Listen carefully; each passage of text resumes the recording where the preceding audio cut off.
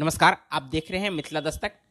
तो सबसे बड़ी मुद्दा आज जो बिहार में और खास करके जो बिहार सरकार को लेकर के है, जो कई तरह की अटकलें लगाई जा रही थी, तो उन तमाम अटकलों पर आज लगाम लगने जा रही है। क्योंकि बिहार विधानसभा के रिजल्ट आने के बाद कई तरह की अटकलें लगाई जा रही थी कि बिहार में कौन बनेंगे मुख्यमंत्री, कौन बनेंगे उप मुख्यमंत्री। तो इन तमाम तरह की अटकलें पर अब लगाम लग चुका है, क्योंकि एनडीए की घटक दलों की बैठक में सर्वसम्मति से नीतीश कुमार को मुख्यमंत्री चुन लिया गया है।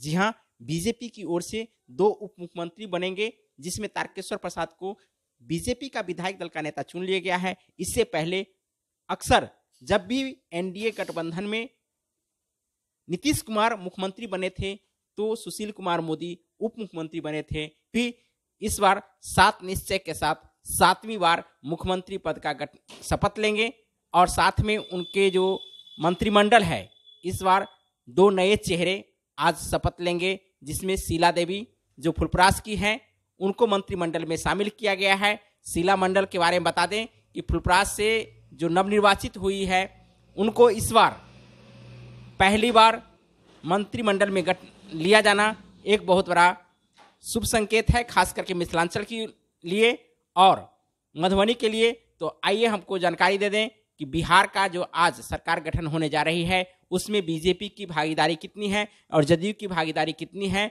तो आपको बता दें कि अभी जो वर्तमान में पृष्ठभूमि बनी है, बिहार सरकार की जो पृष्ठभूमि बनी है, उसमें जदयू की ओर से 5 मंत्रिमंडल में शामिल हो रहे हैं मुख्यमंत्री नीतीश कुमार को छोड़कर। साथ में बीजेपी की ओर से जो 3 नाम सुझाए गए हैं, जिसमें रेणु देवी प्रथम बार चयनित होकर के विधानसभा पहुंची है और उन्हें मंत्रिमंडल में शामिल किया गया है। साथ में जो मुख्यमंत्री के साथ उप मुख्यमंत्री का पद होता है, वहां बीजेपी की ओर से 2 नाम सुझाए गए हैं।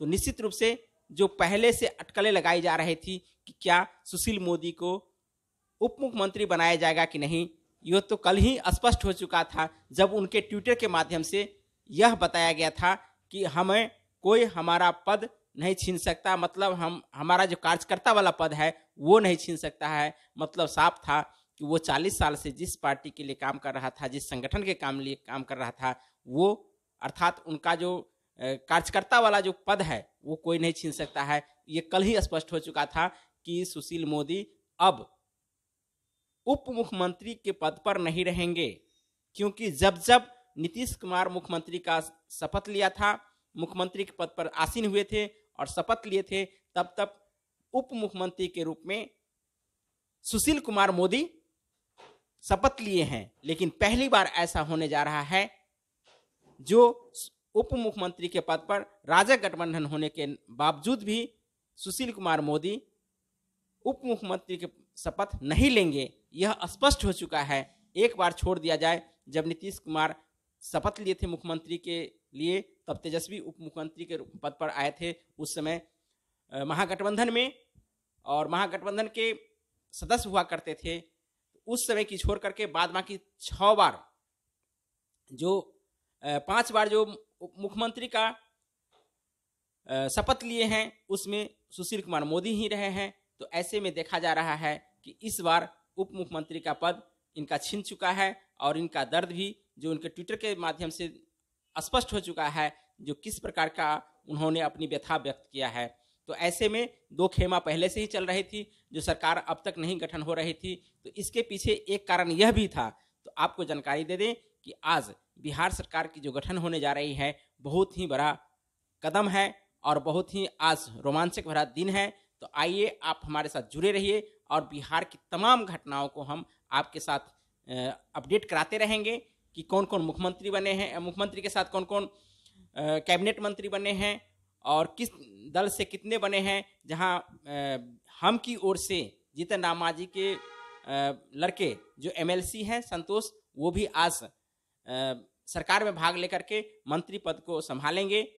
एक बात तो स्पष्ट हो चुकी है कि अब उप मुख्यमंत्री वाला जो खेल चल रहा था वो लगभग समाप्त हो चुकी है। राजनाथ सिंह के आने के बाद ये तमाम तरह की अटकलें अब समाप्त हो गई है।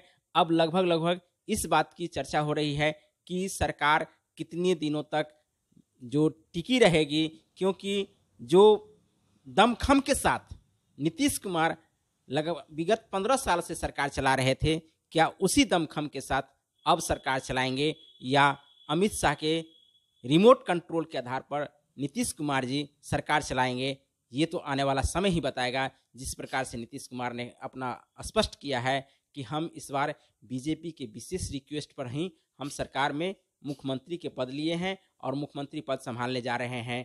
लेकिन यह भी बात आपको ध्यान रखना होगा कि जो भी चुनावी एजेंडा था वो तमाम एजेंडे नीतीश कुमार के इर्द गिर्द ही घूम रहा था। आने वाले समय में किस प्रकार का ठिकाना नीतीश कुमार जी पर फोड़ा जाता है और सरकार किस प्रकार से चलता है, यह भी आने वाले समय बताएगा। किंतु आज का दिन सबसे महत्वपूर्ण दिन है कि सरकार गठन होने जा रही है। सरकार में जो तमाम मंत्री बनने जा रहे हैं उन तमाम मंत्रियों का नाम भी हम आपको कुछ देर में साझा करेंगे। जैसे जैसे हमारे पास अपडेट आता है समाचार, हम निश्चित रूप से हम आपके पास अपडेट कराएंगे।